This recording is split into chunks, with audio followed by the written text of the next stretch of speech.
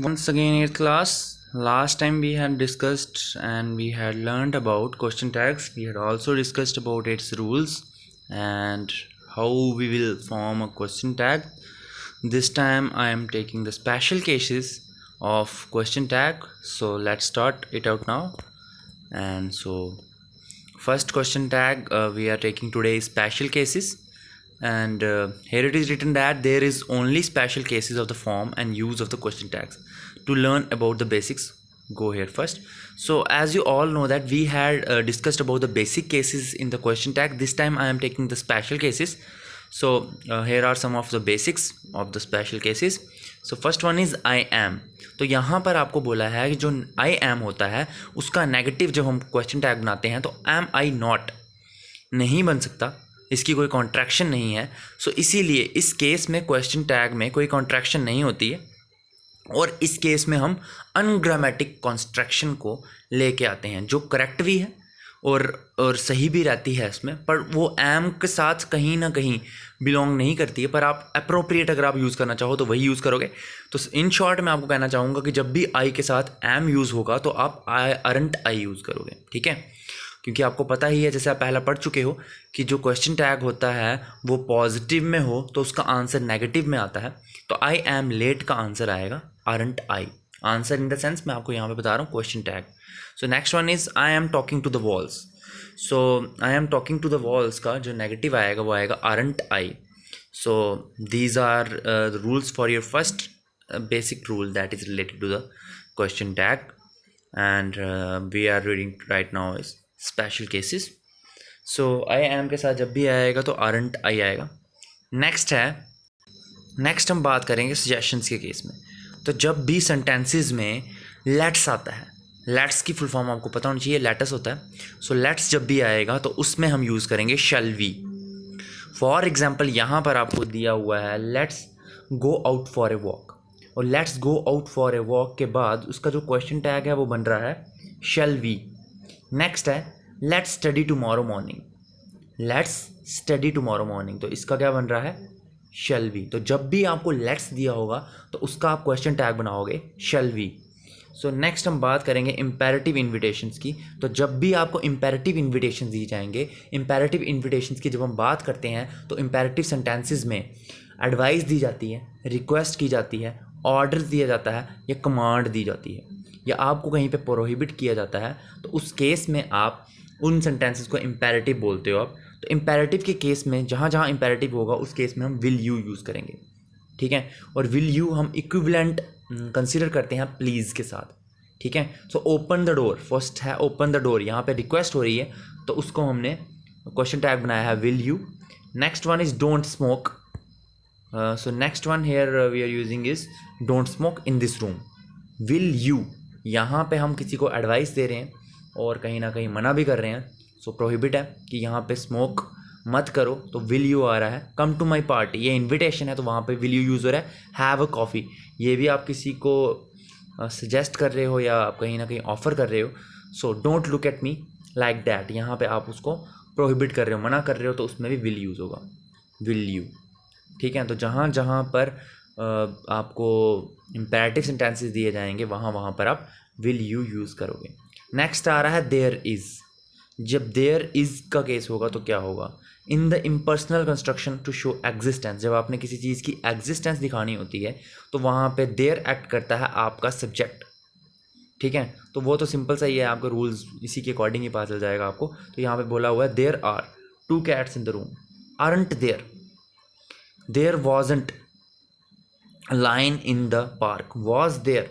तो ये तो सिंपल से रूल हैं. जब भी आपको देयर जो है वो आप एज अ सब्जेक्ट यूज़ कर सकते हो in case of question tags also, क्योंकि मैंने आपको मैक्सिमम टाइम यही बताया हुआ है कि आपको जो क्वेश्चन टैग के जो ऑक्सिलरी वर्ब होती है, ऑक्सिलरी वर्ब के साथ आप मैक्सिमम टाइम्स प्रोनाउन और नाउन को यूज़ करते हो. पर इस केस में ये एक स्पेशल केस है, स्पेशल केस में आप देयर को भी यूज़ कर सकते हो. ठीक है, सो नेक्स्ट रूल्स पे चलेंगे. तो अब आपको बोला same way question tags. We can use an affirmative question tag with an affirmative sentence. कभी आप अफर्मेटिव क्वेश्चन टैग को अफर्मेटिव सेंटेंस के साथ भी यूज़ कर सकते हो, पर उसकी जो इंटोनेशन होगी, जो उसका मीनिंग होगा वो थोड़ा सा अलग बनेगा. So we use the same way question tags when we are just repeating what somebody said. अगर आप उस जो किसी ने बोला हो आप उसी चीज़ को रिपीट करोगे तो आप वहाँ पर भी इसको यूज़ कर सकते हो. So we are not asking a question और looking for confirmation, we are simply repeating the information to express interest, surprise, concern और सम अदर थिंग. तो इस केस में जो ये सेम वे है क्वेश्चन टैग का, इसमें आप क्या कर रहे हो, आप क्वेश्चन नहीं बना रहे हो. ठीक है, आप किसी से क्वेश्चन नहीं पूछ रहे हो, आप उससे कंफर्म नहीं करवा रहे हो उस चीज़ के लिए, आप सिर्फ उसकी इन्फॉर्मेशन को रिपीट करते हो, या आप उसमें इंटरेस्ट दिखाते हो, या आप कंसर्न दिखाते हो. ठीक है, आप जताते हो कि आपको वो चीज़ में इंटरेस्ट है, या कोई भी आप अलग रिएक्शन दिखाते हो, तो उस चीज़ में जो आपका अफर्मेटिव सेंटेंस होगा, आपको क्वेश्चन टैग भी कैसा होगा, अफर्मेटिव. सो इसकी आप एग्जाम्पल के साथ, आप for better understanding you should read the example of it. So let's read out. So यहाँ पर आपको बोला हुआ है David is your boyfriend, isn't he. So यहाँ पर आपका जो सेंटेंस है, जो डेविड आएगा, डेविड इज़ योर बॉयफ्रेंड, तो इसके अकॉर्डिंग क्या आना चाहिए, इजंट ही. ठीक है, बट इस केस में क्या आ रहा है, आप यूज़ कर रहे हो David is your boyfriend, is he. तो यहाँ पर जो आपको अफर्मेटिव सेंटेंस है, आप उसका क्वेश्चन टैग भी अफर्मेटिव में बना रहे हो. सो यहाँ पे क्या आएगा, ऑब्वियसली वही सेंटेंस आएगा. नेक्स्ट, और hello I am Tim, I will be student in this year. So यहाँ पर वो बोल रहा है कि मैं टिम हूँ और मैं इस साल स्टूडेंट हूँगा. सो यहाँ पे इसका जब आप बनाओगे तो ऑब्वियसली विल यू ही आएगा, विल आई ही आएगा, या विल यू. सो यहाँ पे आपको दिया हुआ है oh, so you will be my student, will you. तो यहाँ पे आप देख रहे हो इस सेंटेंस में, मैं अंडरलाइन करके आपको बता रहा हूँ, इस सेंटेंस को जब आप देख रहे हो तो इस सेंटेंस में आपको जो स्टेटमेंट है वो अफर्मेटिव सेंटेंस में दी है, आप आंसर भी किस में दे रहे हो, अफर्मेटिव में. अब और एग्जांपल जो हैं, Mary will come later, Mary बाद में आएगी, विल शी, क्या सही में वो लेट आएगी, इसके बारे में भी आपको बोला हुआ है इन्होंने. सो नेक्स्ट है you are Kevin Bradson, are you, तुम केविन ब्रैडसन हो, क्या तुम हो, तो आर यू में दिया है. So this is your house, is this.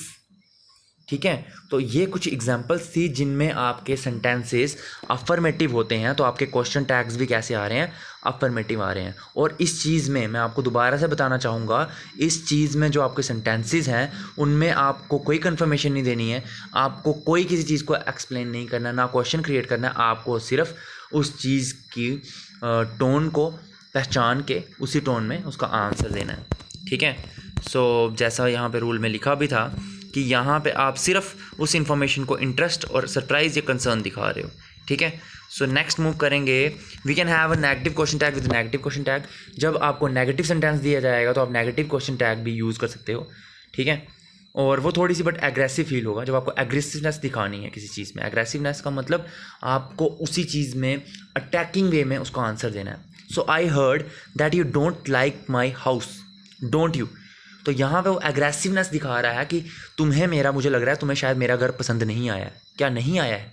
तो इस केस में डोंट यूज़ होता है, पर ये एक्सेप्शनल केसेस हैं, ज़्यादा यूज़ नहीं होंगे. आपको अपने ग्रामर के रूल्स में स्टक रहना है, उन्हीं के अकॉर्डिंग आपको उनमें चेंजेस लानी है. पर कभी आपको एग्रेसिवनेस शो करनी पड़ी उन सेंटेंसेस में तो आप डोंट के साथ कर सकते हो.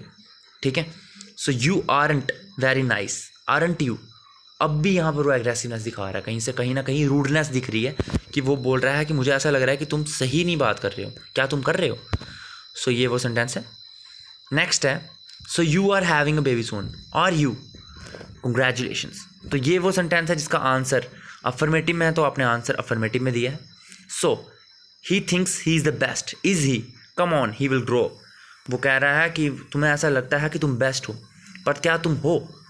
So you are fathers, your fathers at home, is he, can I come in. तो वो बोल रहा है कि तुम फादर हो घर के, क्या तुम हो.